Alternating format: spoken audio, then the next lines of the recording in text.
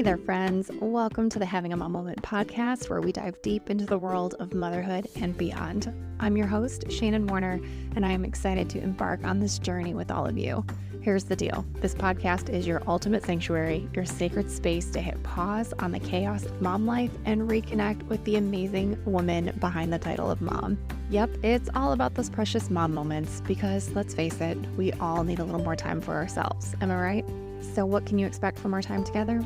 Well, picture this. We'll be soaking up wisdom from fellow moms, sharing their stories and triumphs and how they've tapped into alignment on their own motherhood journeys. It's like a mom-to-mom chat over coffee, with a sprinkle of inspiration and a dash of humor thrown in for good measure.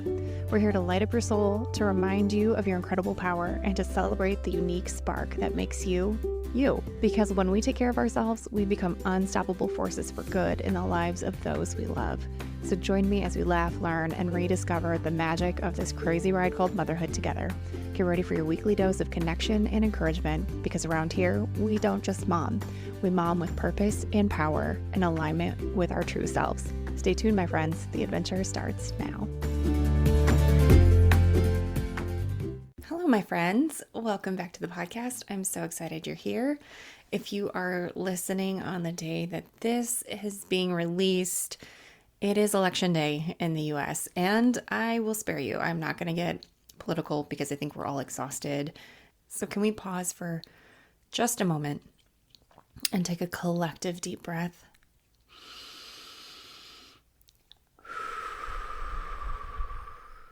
Okay, I'm going to give you another chance in case you didn't join us for that one. Let's take one more. There's no harm in breathing. Take the deepest breath you've taken all day.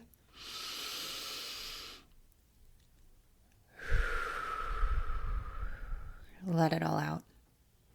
Okay, I just want to remind you that the most important thing you can do in all of this madness is to take care of you and to take care of what's going on inside your four walls.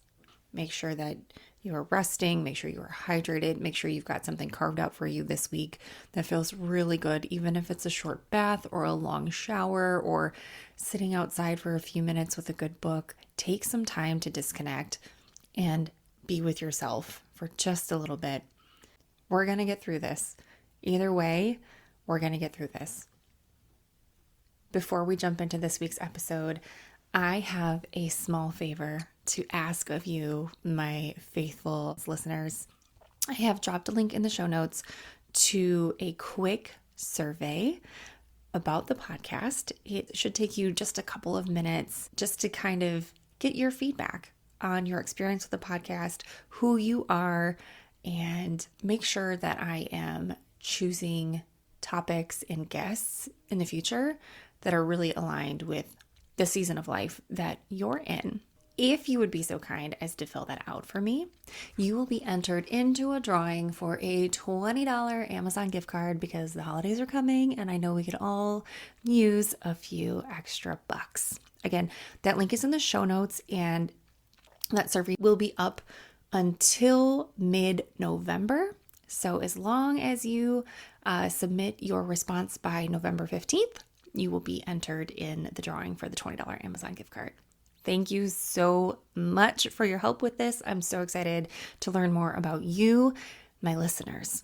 This week, my guest is Stephanie Patton Jones, and Stephanie and I have known each other for quite a while now. We actually used to work together for a few years, and she and I just hit it off. There was just something really special about her and our connection, and we've stayed in touch a little bit over the years, but as life does, we kind of drift on our own adventures and along our own paths. But I'm excited that we connected again recently, and in talking to her and watching her on Instagram, I was like, yes, you need to come on the podcast. Please come on the podcast.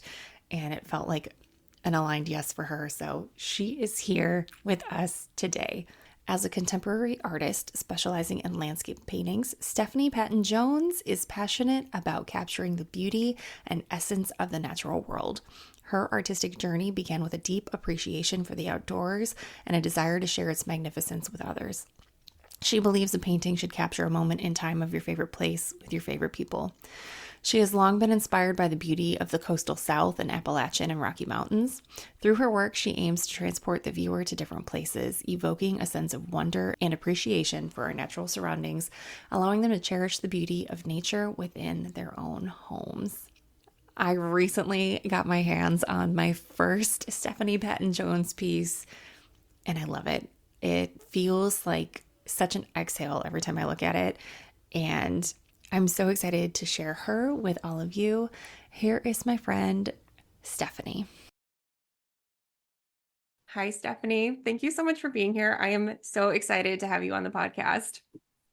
Hi, I'm so excited to be here. Okay, friends, I say it all the time that, the guest and I have been chatting, but Stephanie and I have literally been talking for 57 minutes to this point. I will say Stephanie and I know each other from another lifetime where she and I worked at the same company together. And I know it was no mistake that we ended up crossing paths there and meeting and connecting. And I've not physically seen you. We were trying to do the math. It's been like 7, maybe 8 years since I've like physically seen you in person. And we've, chatted a little bit over the interwebs and social media over the last few years. But, the last 5 years for everyone have been pretty wild with the pandemic and all the things that have been going on in your life and my life and everything else. So Yeah, I'm so excited that we could carve this out. And I'm so excited for you to share your magic with everybody today. No pressure. It's going to be amazing.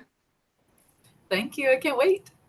So I'm going to set my listeners up here. Stephanie is an artist, which I knew this about her before. It was something that she was doing on the side because, we all have our quote big girl jobs and we always have our passions over on the side because it is not often that they align, right? You're like, I Yeah, got to do the things it's over true. here, check the boxes, get the paycheck. And then this fits in the hours after, which if you knew the place that we came from, There were no after hours.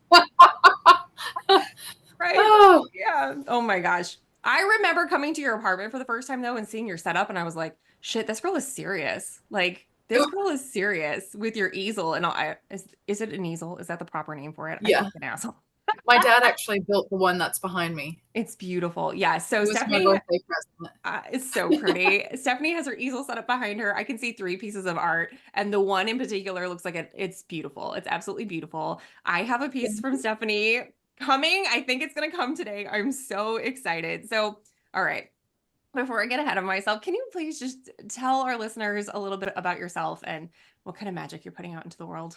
Yeah, so I'm a mom, first of all, and I think that's partly what led me to become pursue my art full time because once I became a mom, my priorities changed so much that I realized I was letting someone else raise my kid in daycare all day long. And sorry, my voice is quivering. I got kind of nervous. No, you're safe. It's a safe space, safe space. I hate having to talk about Oh myself, you my know? gosh.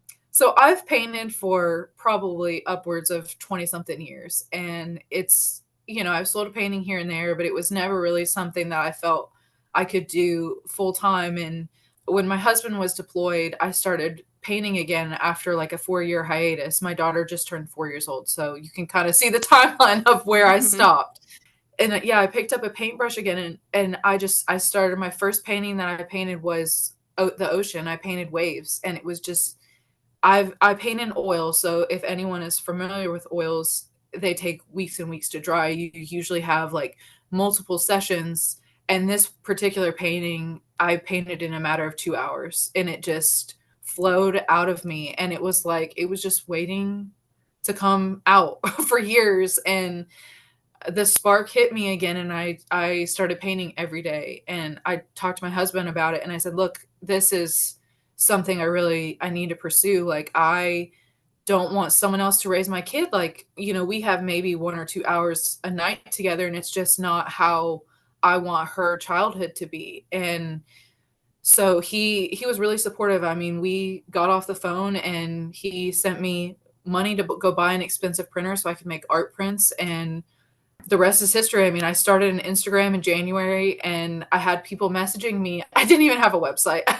or an Etsy. I mean, it was literally like I just started posting because I was like, I just want to share it with the world. So I had people messaging me, like, where can I buy this? Like, how do I find your stuff? And then I was like, oh, I should probably like put it out Yeah. there. So I made myself a little Etsy, and it's just kind of like picked up the pace ever since. And now Savannah gets to be at home with me full time, and she comes up in the studio with me. Sorry, I get kind of like emotional about it because it's like one of those things like you never think it's going to actually be a reality. Mm-hmm. Oh, no, it's real and it's raw. I appreciate it. I appreciate it because I see you as a fellow mom, right? These kids bring out something in us that's like, oh my, You aren't where did, kidding, man. right? Like, where did this come It's like, from? Who is this woman that is parenting this child, And like, I know you're a tough girl. Like, I'm a tough girl too. We had to be to survive where we, yeah, like get shit done kind of women. And then it's like having these children like just brings out a it totally changed different me side. in ways I never would have expected. Yeah. I mean, I was always like, this is my career path. I'm going to work in a high rise in the city. Like, this is who I am. And then I got there, and I remember, so we lived in Colorado for a while, and I drove to Denver every day for work because I was like downtown. And I remember like looking out at the mountains, and I think my office was on like the 17th floor or something. Like we were up pretty high, like we were one of the tallest buildings. And I just remember like looking out onto these snowy mountains, and they were so beautiful. And I was like, this isn't it. This is not it. And I can confidently say I have finally found the it. But my kid, I mean, once I had her, it just made me realize what life is truly about. And you never, when you're in your 20s, your early 30s, like you're just on that career path. Like I was raised by a really, really strong woman, and she works so damn hard, and so I always was like, I'm going to be just like her. I'm going to, go the corporate route. I'm going to climb the ladder, this and that. And I've just realized that like once I had Savannah, none of that mattered anymore. Mm-hmm. So it's Mm-hmm. been a very nice change of pace. I'm Mm. sorry I'm getting so emotional. I did not think I would No, get so emotional about no, this. no, Having no, you tell someone your story gets like it gets you in your feels. no. We cry a lot on the podcast. It's all good. It's all good. And I'm sure it resonates. I totally see you. Like also very career oriented myself, although my career has definitely changed in appearance over the years. But once I had Emerson, my oldest, it was like, if I'm going to be away from her, because personally, I don't have an issue with daycare at all. I love the benefits of daycare for my daughter, but both of my daughters. But it's like, if I'm going to be away from her and have her in someone else's care, what I'm doing needs to feel worthwhile. And it Yes. did not feel that way for a long time. Yeah. I don't know if I was in the wrong role. I don't know if I was in the wrong company. I don't know if I was under the wrong leadership or if it was just all off, but it was not the right fit. And it made me incredibly resentful because I always knew I was like, I'm cool with daycare. I was a daycare kid. I have such fond memories of daycare. For me, daycare is part of my village. Those people are part of Yeah. our village, and I have such respect for daycare workers who are not paid enough, as we all know. They're doing the work. But it's like if I'm going to be away from them, it has to be worthwhile. It absolutely has Yeah. to be worthwhile. And there's such a small window because if you decide to go the traditional school route, once they're in kindergarten, they're away from you, those Yeah. 8 hours or however long the school day is. So, yeah, I see you. I see you on that. I think it's so interesting, though, that you had the moment where you actually were standing in the vision of what you thought you Yeah. wanted. And you were like, this is not Yeah. what I I'm thought. glad that I was able to be conscious of that though, to Yeah. like, because a lot of us, I mean, once you get in that rhythm, you just keep going, But I'm glad that I was able to like consciously stand there and think like, this isn't it. You got to keep trying to find it, Yeah. And and also I have zero issue with daycare. It was more that I've always had my little side hustles. So then on the weekends, that's my only time to do it. And you feel pulled in trying to balance all the things. And I think you had another podcast that kind of talked about this. Everyone keeps like pushing this, like find the balance. Yeah. I don't think there is one. Yeah. When you're a mom, you're juggling. I mean, you literally pick one ball up to drop another. Like there is no sense of balance. You just have to find your own rhythm. And I think that's part of why I just didn't care for daycare that much because Savannah really had a good time. She loved it. And it just, her daddy was deployed. So I was having to be even more of an emotional support than normal, because she didn't see me all day long. She hadn't seen her daddy in, Right. 9 months. Right. So literally, my corporate job ended. She got pulled out of daycare the following month. She is in a school part time. She goes to a church school like 3 days a week, half a day, and she is learning like a ton. So she still has that interaction with other kids, which I think is amazing. So But it important. also gives me the time, to work in the studio and get things done on a part time basis, and then we have the rest of the week to spend together. And for me, that's just, I'm so grateful for it because you just don't get that time back. Right. Yeah. No, you're so right. And it feels differently for everyone. So I know there Yeah. are people who are like, I could not have my kids home part-time. I am a corporate mama. That is my thing. We love that for Yeah. you. But if you're, or if you're a stay-at-home mom, love that for you. The beautiful thing is when we get the opportunity to choose and we get to make decisions out of choice and not like Yes. obligation. Yes, absolutely. I definitely feel very blessed. I have to acknowledge that because it's not everyone's reality. I'm grateful. Like, I'm an army wife, and as much as, everyone thinks like the army takes care of the spouses, like that's, a bag in itself. But I am very grateful for what the army does do for us. Like, yes, we have to pick up and move all the time, but, I wouldn't be able to do this if we didn't have that security. So, Yeah. Well, it's not without sacrifice on your part. Like you said, yeah. picking up and moving. I know you're looking at another move here soon. You said Savannah's lived in 3 states in her 4 years, right? Those are all Yeah. things. Your husband is gone for large extended periods of time. So you definitely are sacrificing for this trade-off. It's not, I mean, that's not to be taken lightly at all. So, and of course, we appreciate your husband and his service and, you know, and what you have to do so that he can go do the things. And Yeah. yeah, I have no insight whatsoever into that military lifestyle. So, and I think you're the first military wife on the podcast. So, your perspective is appreciated because I want to talk to everybody. I want everyone to feel seen and heard here in this space. So, do you have any like advice or maybe any like life hacks that you've learned, a fellow military wife or any mom, what you've learned from your experience with just having to navigate this landscape of your partner not being around 24/7. Yeah. It is difficult. There have been moments where I just absolutely did not know what to do because he got deployed a week after her third birthday. So we went through potty training, the entire three-nager phase alone. And honestly, if I did not have the village of women in my neighborhood, like at close proximity, I do not think I would have survived that deployment. Mm, I think it's really important for the kids to be around other kids who are going through something similar where like either their mom or dad is deployed and they can sort of connect on that level because it's very hard, especially for kids, to understand those emotions. They don't really know like why is their parent gone.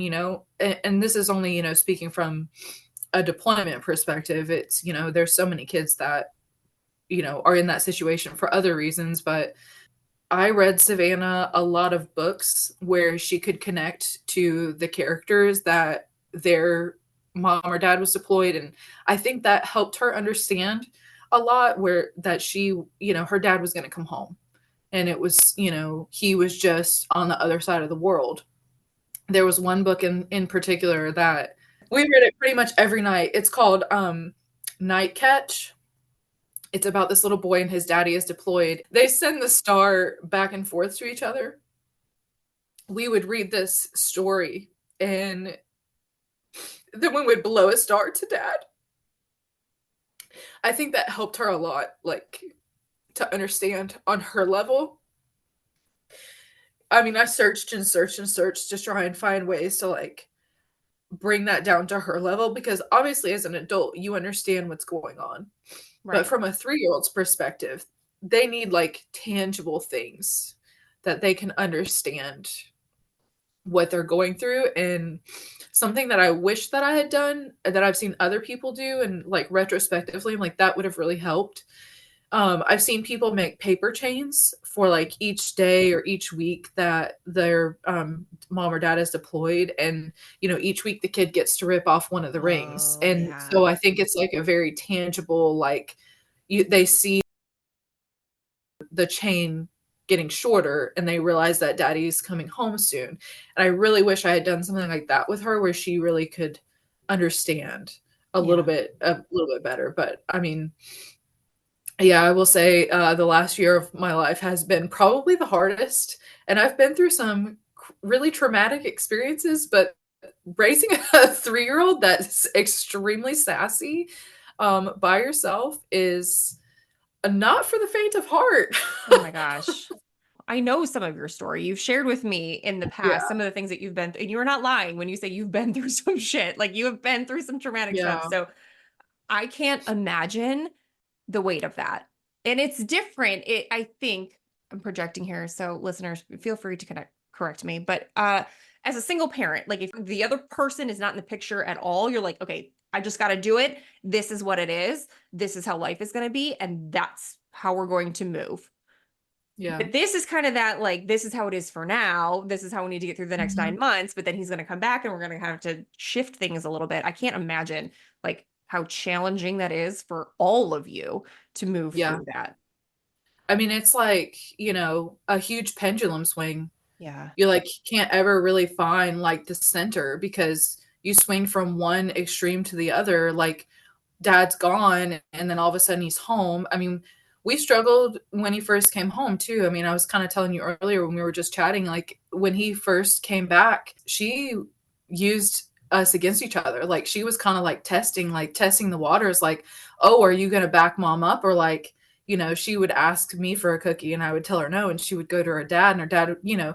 doesn't want to be mean. So he'd Right. be like, oh yeah, you can have the cookie. And I'm like, no, dude, we got to get on the same page here. Like, Yeah. this is not okay. Yeah. And thankfully we are like, he's been home for a couple months now and we are definitely back on the same page. And but it's just funny to like see their little minds like, oh, I don't know if you're not the same person that I knew. Like I'm a different person too, speaking from their perspective. I mean, from the age of 3 to 4, like he came home basically like 2 months before her fourth birthday. So I mean, that leap, Oh, yeah. in between 3 and 4 is huge, and it's like, it hurts my heart to know like how much he missed because he is really sad he missed out on it. But it's also for her. I mean, she, I think I'm speaking for her, but in her little mind, she's like, I'm a big girl now. And like, Yeah. you haven't been here. And Yeah. so I think he also had a little bit of time with her because I'm telling you, she's this girl. She's either going to be a CEO one day or she's going to be president because I'm telling you, she is a Sasquatch. She's a She'll Oh be the my kid gosh. dressed up in the princess dress, but I Yeah. mean, she knows what she wants. Oh my gosh. Emerson has been telling me for at least 2 years that she wants to be president one day. She doesn't have the fire. Like, I see the contrast between my two. Like, she doesn't have the fire. She's more of the kumbaya energy. Like, I just want, let's love everybody, which I think we could totally use in this country, a little kumbaya energy. But My kid is a debater.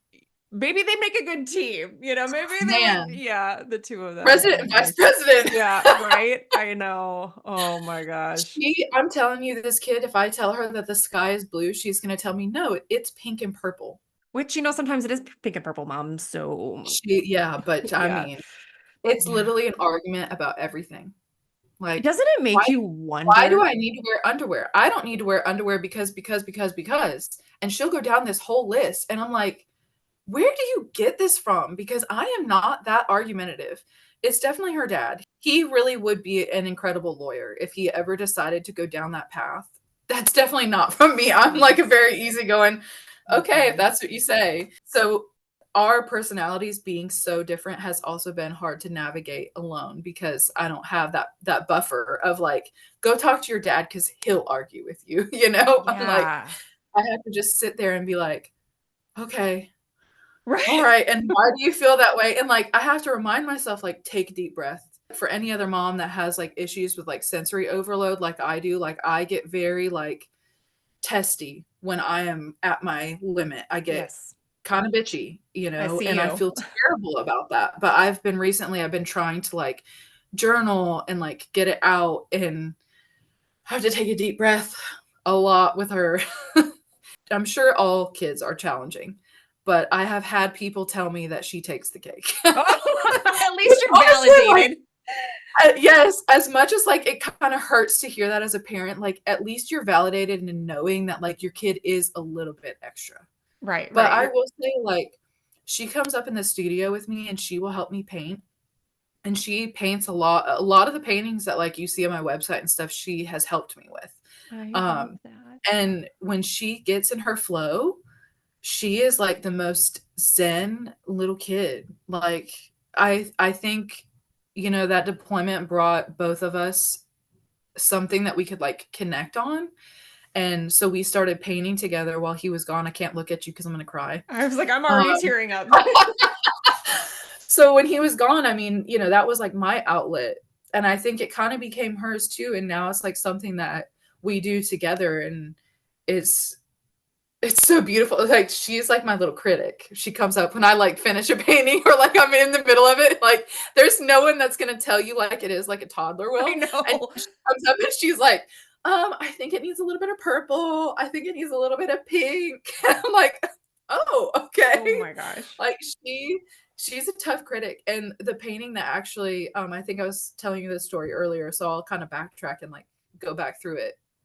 You kind of get to that point where you're starting a business, especially like in motherhood, like you get so self-critical. And I kind of started to question, like, is this the right path? Am I doing the right thing? And a friend of mine said, like, I'm not the most religious person, but she said, ask God. And like I've always had a relationship with God, whether you know take it as God or the universe or whatnot.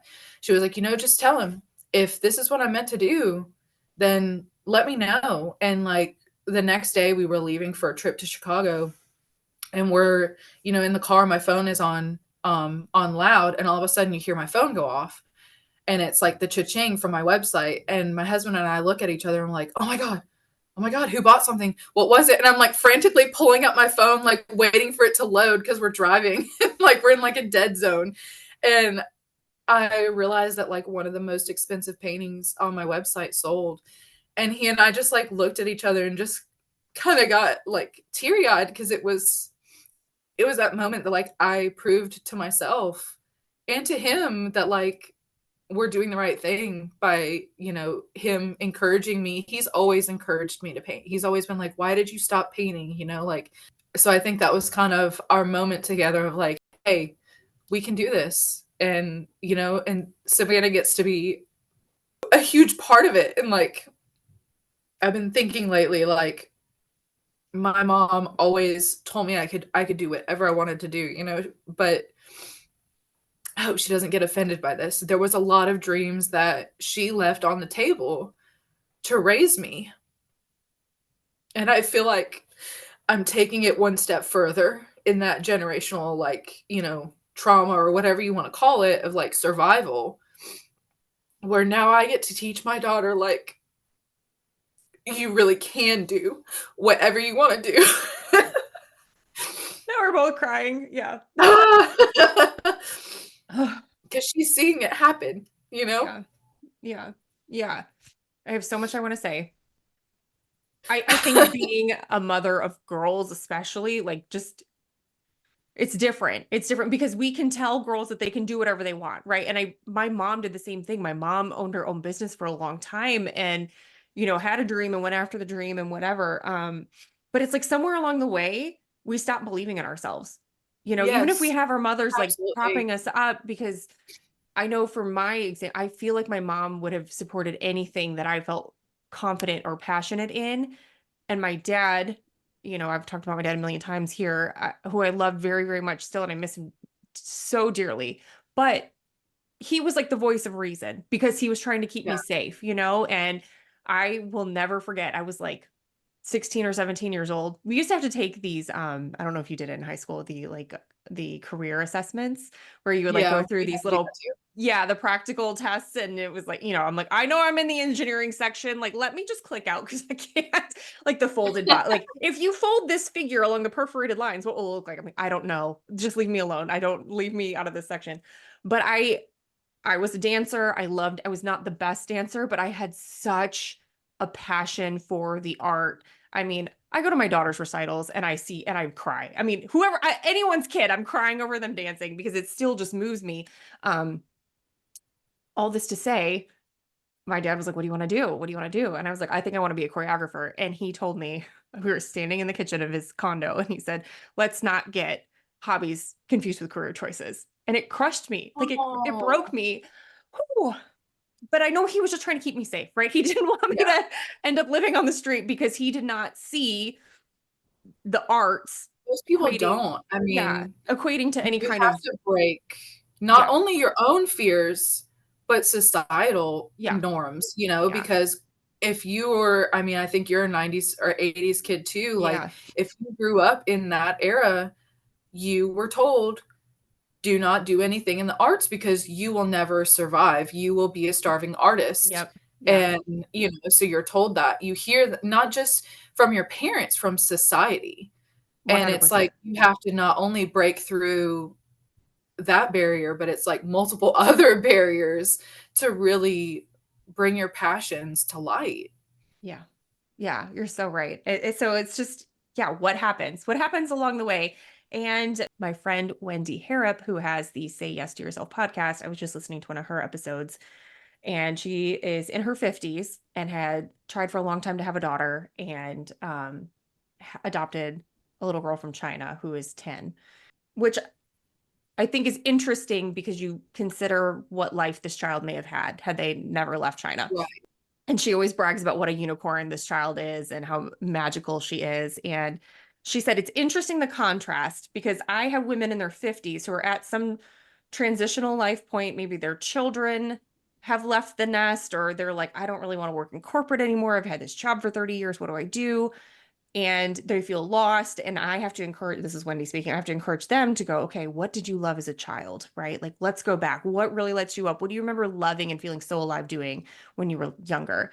And she's like, but on the other side, I have my 10-year-old who is just so gifted as like a dressmaking and I don't know the terms, draping garments and everything else. She's just, I've seen photos, like insane, the things that her daughter has created. That's cool. She said, but at the same time, I'm watching her in school beginning to lose that spark because she's already receiving the message that like that's a weekend thing, that's a hobby thing, like that we need to pay attention to our subject. I'm not dogging teachers. This is the system. I love teachers, former teacher here. Like I'm just gonna say that. They are up against a structure that Oh, is, well, yeah. that's a whole thing. That's a whole thing. But she's like, so I'm watching her lose this spark and be told that is for nights and weekends free time.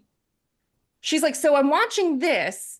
Meanwhile, I've got 50-year-old women on the other side who are going, I don't even know what I like anymore, and telling them to go back to when they were Yes. kids. She's like, I'm sorry. Why don't we just, close the gap here and not stop doing what we love and what we're just like gifted Yes. with? She's like, she learned all this on her own. She was just born with this knowing of how to do these things. You were just born with this knowing of how to create beautiful pieces of art. And it's like, why do we just stop? I mean, I know why we stop, but it's like, it makes no sense when you really think about it. Like, okay, let me set it down. Let me go work a job I am okay, but am not lit up by for 30 years. And then maybe later down the road, when I've got a little more financial means, I'll be lost and have to find myself again and go back to this thing that I loved Yeah. all along. It's like, make it make sense. Yeah, I agree. It's hard to navigate because, you've got to be able to put food on the table, but at the same time you also want to teach your kids how to overcome, those difficulties. But I think the key there is to like encourage their spark Yeah. and to encourage them to keep doing it even, with limited time, because eventually it might become something, instead of, you know, hey, quit investing in that because it's never going to become, what you think it is. Like, it doesn't matter. Like, the end goal doesn't matter. If it makes you happy, you should just do it. That's to me, that's the takeaway on that one. That is so important what you just said. because we are geared in Western culture to be like Yes. output driven, right? Like, why would I do something just for the sake of doing it? Like, because you want to. My husband and I, it's funny that you say that, because my husband and I always feel like we should live in Europe. Like maybe we lived in Europe in another life, because we eat dinner late. We have espresso after we eat dinner. Like we just do things differently. And a lot of people, they tend to like go on date nights and leave their kids at home. We don't really subscribe to the mentality of like kids can't go to a restaurant. I know that irritates people, so I'm sorry if you're triggered by that. They have to learn how to human somewhere. That makes me crazy when people get pissed about it. I'm like, how are they going to learn how to behave in a restaurant? I know. Don't go to a restaurant. And it's like, whatever, that's a conversation for another day. Yeah. But we are like the type of people that like, if we want to do something, if we want to go on a trip, if we want to go somewhere, our kid just goes with us. Yeah. And like she gets to have those experiences. Like we've taken her to art museums. That's like a thing that my husband and I have always done together. We take her to just everywhere. But it's like finding something that can be just for her also when we get to do the things for us is kind of like, how we navigate that, I guess. Yeah. She has to have something that she gets to look forward to. If we get to go to the nice restaurant, then she gets to go to the park afterwards. So we live like right outside of Savannah, for anyone who doesn't know me. And a lot of times we'll go to dinner downtown, and then, she gets to go to the big park with the fountain and she gets to run around. And that's like her reward for being able to like, do the adult things with us. Like if she's good during that. Thank you for saying that. I've never thought of that as like a trade-off. When they're like little, I know that doesn't work, but when they're older, that, 3-4 years old. Thank you for saying that. See, this is why it's so important for women to share their stories and share their experiences and share their knowledge, because it's so simple what you just said. But have I ever tried that? No, not once. But we're not taught that in Western culture. No. In Western culture, we're taught the mom needs to do everything. The mom needs to do the dishes. The kids can't help cook. They can't do the laundry. Like they're not going to do it right. And I mean, something for me, and I think it kind of, Justin's deployment kind of propelled it, was I can't do it all by myself. Like she has to help me. So she started helping me do the dishes, and now she's always helped me cook. I mean, I've had her at the stove with me.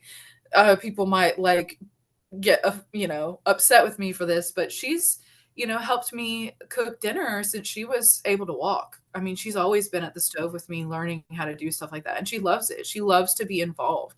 And I think that's like a human thing. I don't think that is anything special between me and her. I think that's like an innate human experience. You want to be included in what the person that means the most to you is doing.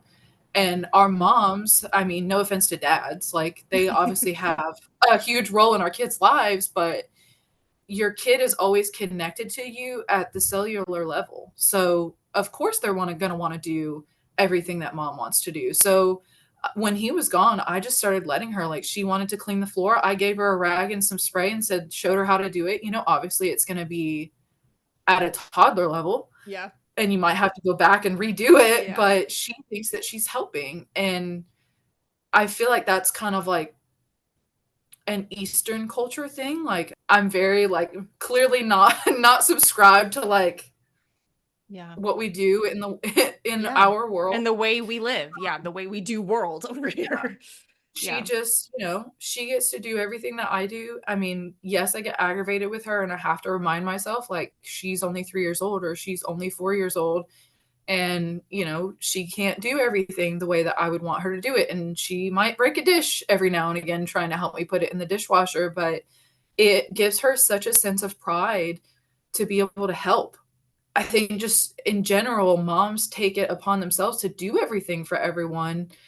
And I think we should all just take a step back and like think like, how can we ask our kids to help? Because I guarantee you they actually want to help. They want to feel good. They want to feel like they're contributing too, just like you are, because they see you going to work every day. They see you being able to buy them things. Like that's, to me, that's how you teach them the value of what you're working for, what we're all like collectively working for, Yeah, it's true. It's true. Just let them try, with my little one who's 2.5, she loves to help me like start the laundry, like turn on, hit Yeah. the buttons, I gotta tell her which ones to Yep. press or whatever, and then pull the things out from the washer into the dryer. But she loves it, and it's like, okay, sure, it takes me like a couple minutes It longer to do takes the 3 times laundry. as long. I mean, 3 times Yeah. as long, but, Yeah, it yeah. No, it does. like, they have to learn at some point, because if we Hmm. don't start now when they're teenagers and we want them to put their laundry away, are they gonna do it? No, they're gonna throw it on the floor just like we did. Yeah. I think I want to go back to her painting with you too. I think that is such a Yeah. gift that you've given her, because I know that you are feeling a sense of calm and like zen when you're doing it. And to bring her into that, her body and her nervous system are going to remember that. Yes. So she can hopefully carry that as a tool as she goes forward. Even if it doesn't continue to be painting, maybe it's something else like, ooh, movement makes me feel this way that I felt with my mom. It is so weird, the shit that your body remembers. This is my favorite example. Yeah. So my mom did nails forever. She's a corporate girly now and she does a great job at that, but she did nails forever. So I spent a lot of time in a salon growing up. And then she used to do nails in her home for some of her closer friends. I got to college. I'd been there like a day and had a roommate that I knew from high school. So it wasn't like a complete stranger situation. And I was like, why do I smell home all of a sudden? What is this? Because I was immediately like calm. I was like, what is it? Yeah. My roommate was painting her nails, and I was like, oh my God, nail polish smells like home to me. So like every time, like it's something. I mean, it's not a physical act, but like that sense, that Yeah. smell of nail polish like brings me right back to like, oh, my mom, home. It's so funny the things that your body remembers that you're not Yes. cognizant of. So I I think never that's even I cool. didn't think about that. I'm like your nervous system remembers that, but my mom actually used to do crafts with me a lot when I was a kid, and she always encouraged me to paint. I mean, I remember like wanting to paint every single day, and like she would just be like, "Okay, here's your stuff, go do it." Like I was Yeah. always up her butt about wanting to do a craft, and so that makes sense. Like it's kind of funny because that clearly went into something as an adult, like that creativity definitely stuck. Yeah. Not even just the creativity, but it's true. Like when I paint, I'm really like truly mindless. And I've noticed like I've kind of finally found like my thing that I love to paint, and it's stuff on the coast, and like the coast, the water. Like I used to walk the beach on Lake Michigan all the time when I was a kid, and then I just always have been drawn to water. And now living like in such a beautiful place like by the marshes, like I've noticed I've started really loving painting coastal things, and that's just like what I've been painting, for the last 6 months or so, and it just as like that just keeps pouring out of me. Hmm. That's It's that's kind of off beautiful. subject. No, it's not. It's not off subject at all. It, No. it's very zen. So I'm glad you said that because I never even thought about it that way with Savannah. Right? But that's such a gift that she's gonna look at. Your Yeah. mom gave it to you. You're giving it to her. Who knows how it'll continue to Even her tutors perpetuate? at school have said like when she gets to do something with her hands and she gets to do like any kind of craft or creative thing, like she will sit and do it for like an hour. Yeah. But anything else, she's like a wild woman. Yeah. I mean, Yeah. if she Yeah. ever listens to this one day, I hope she's not offended by Oh the no. things that I've said about her. She's a No. wonderful little kid, but she's definitely a very creative soul. And as Yeah. a mom who's also a creative, I've tried to like, and she's very emotional too. So, she's so much like me in that way that I've tried to like think about how I was as a child when I felt so emotional. And I think that's kind of like why I let her do everything with me because you just want to be with your mom. It makes you feel good. Yeah. So I just try to include her in everything, and I think it has it's helped us navigate a lot of the the crazy things we've gone through in the last year. Yeah. It's such good advice. And I'm so glad that in practice it has actually worked for you. I think I've said this a million times. I don't think our kids are a mistake. I think they were absolutely destined for us and Yeah, chosen for us. And I think, too, this generation that we're raising, I think us as mothers millennial mothers specifically, like a lot of us are like going through things like this where we're like, what the hell? I thought I wanted this. It's not what I wanted. What does it look like? Holding space for yourself while holding space for Yeah. your child. I don't know that our parent, and this is no dig at our parents at all. I just don't think the awareness was there for them to hold Yeah. space for themselves or for us in the same way. So I think this is all like a universal culminating effect of like, we are standing on the shoulders of our mothers and our grandmothers, Yeah. and they've provided a foundation for us to do this self-discovery and exploration and holding the space for our kids to do the same thing. I think it's very intentional from a universe perspective. I don't think any of it's a Yeah. mistake. I would definitely agree. I think both of my parents are creatives, and they always did things like that, on the weekends, but they never still they should both of them would be incredible craftsmen if they would just do it as a business, but they don't have that mentality, whereas I'm like, I want to do the thing that lights me up the most all day long, and I don't And really get want to paid do for anything it. else, and like I'm very stubborn about it. I'm like, I thought I was a corporate girly. I am not a corporate girly. I am defiant. You tell me that you want it done one way, I'm going to be like, well, that's not how I would do it if it was my business, so I'm going to do it the way I want to do it. And it gets me in trouble. Some people really appreciate it, and other businesses are like, get the fuck out. Well, Please edit that out if you need to. no. I think a lot of us have experienced similar things where it's like, if you go in and just keep your head down and just like, yes, sir, yes, ma'am, whatever, you're fine. But like, then you also die a little bit inside. Not everybody. Some people are fine doing that. I know people who thrive in those environments and they're cool. Other people die a little bit inside every day in that Oh, that's me. environment. So I That's think it's just the definitely me. reality. And so many jobs are corporate now. Like, Yeah. remember when trades were a thing? I know they're still a thing, but like my dad was a Yes. tradesman.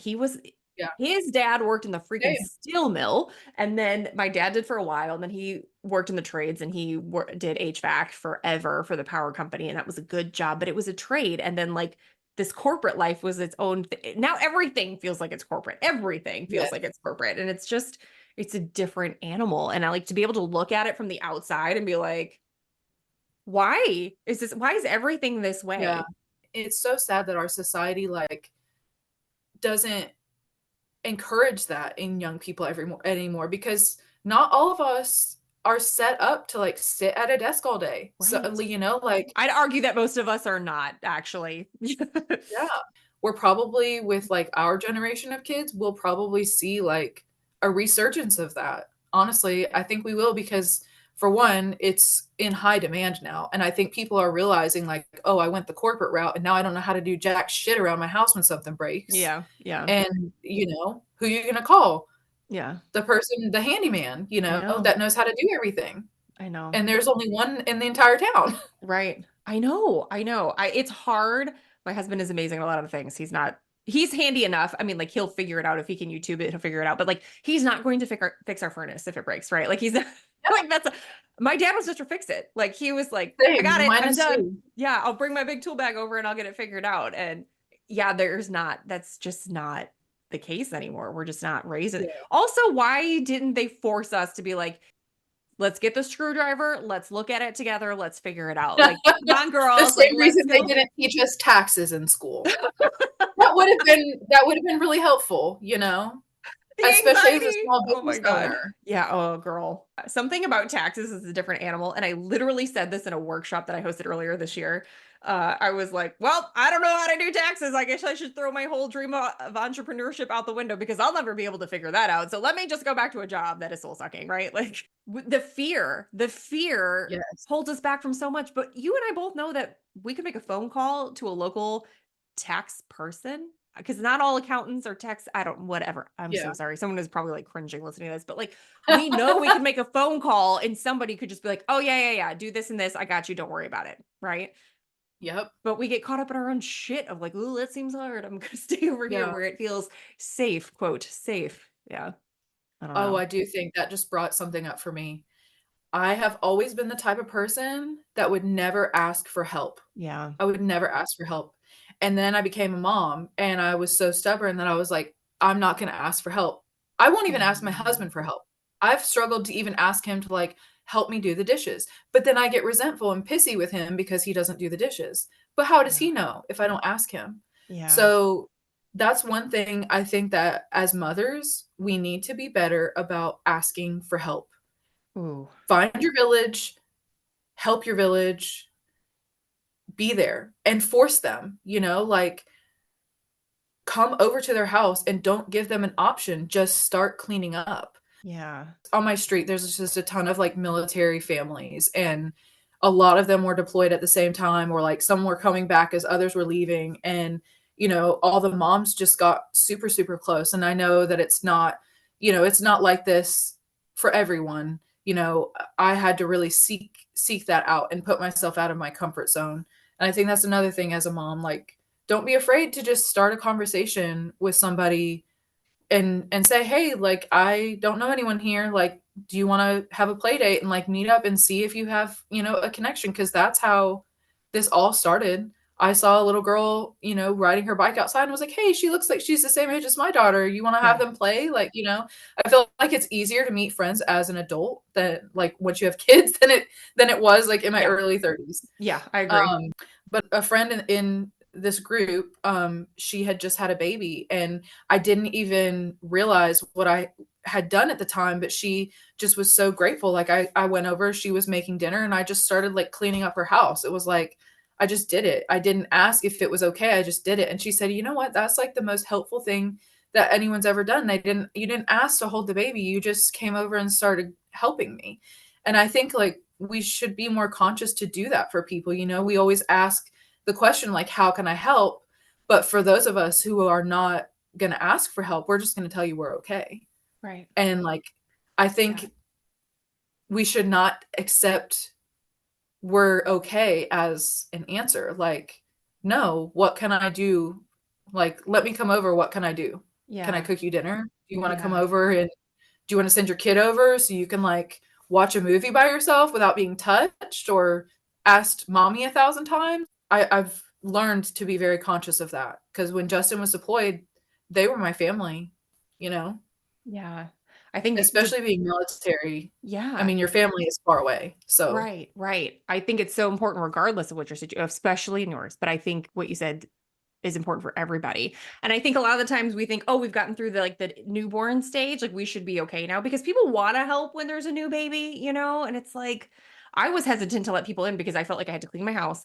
I felt like I had to yeah, put a bra and makeup on, and I was like, I don't want to do that. yeah, I'd rather sit here. And I suffered greatly. I yes, suffered alone because I didn't ask for help, because I didn't know what to ask for. I had a guest on last year. Her name is Sarah Schaefer, and she was like, I keep a list in my phone of like things that I would be okay requesting help for, so that when somebody asks, I'm like, yeah, actually, I do need help with this thing right here, if you wouldn't mind helping. Because if somebody offers to help you, they do want to help you. They're not yes, and saying it it makes just people feel because. good to help. It does. Like Yeah. it's such an exchange of energy. Like, 100%. you know, you need that. You desperately need it. And I think Yeah. we live in a world where all we see is beautiful homes on social media, Yeah. and we forget what real life is like. Right. I don't want to be the house that is so clean that it feels so sterile that no one lives there. Like, I want kids to feel comfortable coming to my house and know that there's toys on the floor that they can play with. Yeah. And a friend of mine really like reframed that for me, because I was always like, I'm embarrassed to have people over. I'm embarrassed like for people to see my mess. And she was like, you know what? If they're gonna judge you by your mess because you're a mom and your husband's deployed, like, they're not your people. Right. And I've like lived by that ever Yeah. since, It's you so know? good. Yeah, like, oh my God, it looks like somebody lives in your house and one of them is a child. Oh no, like Right? heaven forbid. Right? Yeah. But it's Yeah. like that is the most simple thing, but you just don't even think about it? Yeah. Yeah. And it's subconscious the way it creeps in too. Because if someone's like, hey, let me run over, I'm like, oh God. I'm like looking around at the piles and like, what do I need to move? And I'm Right? like, I have to stop myself and be like, okay, I have a stack of mail and kids' worksheets from school on the counter. This is what my life looks like. Like, I'm not Yeah. gross and dirty. It's just stuff. Like, it's fine. Yeah. And the way then we assign our own value and self worth on the clutter in our home, or like the fact that Mhm. there's graham cracker crumbs on the table, like, shut up. Why are we doing this to ourselves? It's crazy. Oh, I think we all do it, and I think social media is probably making it worse. yeah. Yeah, I agree. I agree. And the fact that it is so accessible, it's there 24 hours a day. It seeps in, even if you're like, no, no, no, I'm good. Those thoughts still will pop up that you have to check. I know you're like really big on affirmations, so this is an affirmation that I've been like telling myself, and like I tell my friends sometimes when they're like having a hard day, like how lucky are our kids that they live in a home where they can be themselves and they can be creative and have open play. They might make a mess, but like how lucky are we to be able to give them that childhood? And Mm, that always like reframes it for me. yeah, that's really good. Especially, I know you said you sensory overload. I do too. So when they do make a huge mess, I'm like, I know this is good for Yeah. them, but oh my God, there's crap Yeah. everywhere. Yeah, you're so right though. That's so good. Can you tell the audience what kind of the general aesthetic your artwork is so they know what to expect when they find you and follow you?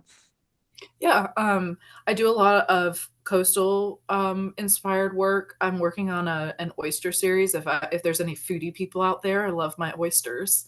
I do a lot of birds lately. All of my work is very serene and lots of blues, lots of very calming colors. Like I said earlier, I paint for peace, regardless if you live at the coast or not. Like my art is very contemporary. It's very picturesque. It's not, it's painterly.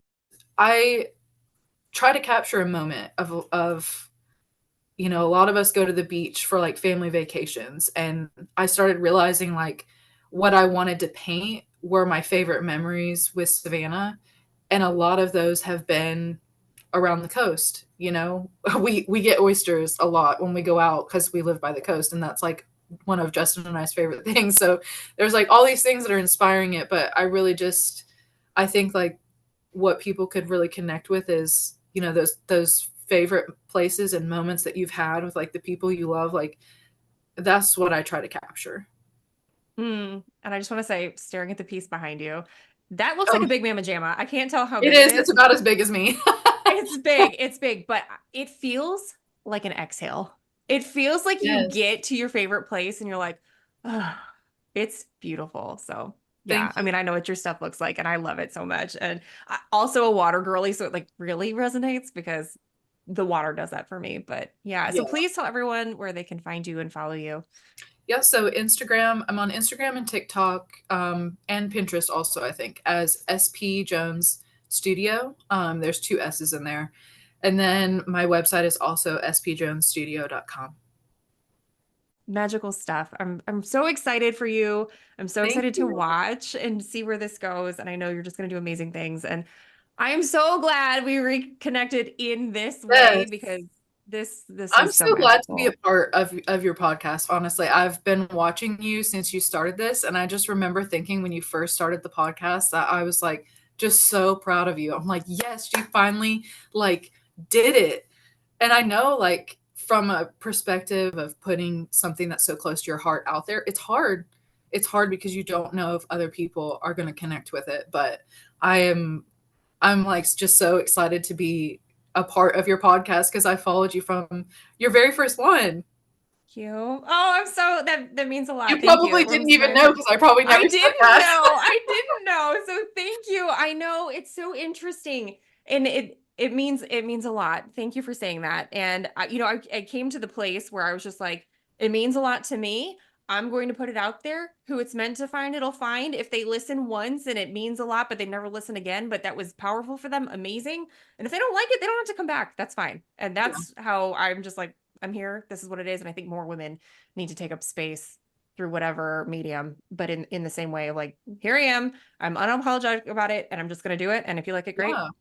And if you don't, I think it's going to inspire a lot more people than you realize. I hope so. I hope so. And your your work does as well. I'm so excited for you. Oh, thank Stephanie, thank you so much for being here. We'll have everything in the show notes. So please go give her a follow. Her reels are really nice to watch. They're very, very serene. I know why artist reels pop off on Instagram because it's like, oh, that is so refreshing to look at compared to all of the other noise. you. Yeah. So keep doing what you're doing. Thank you. Thanks, Stephanie.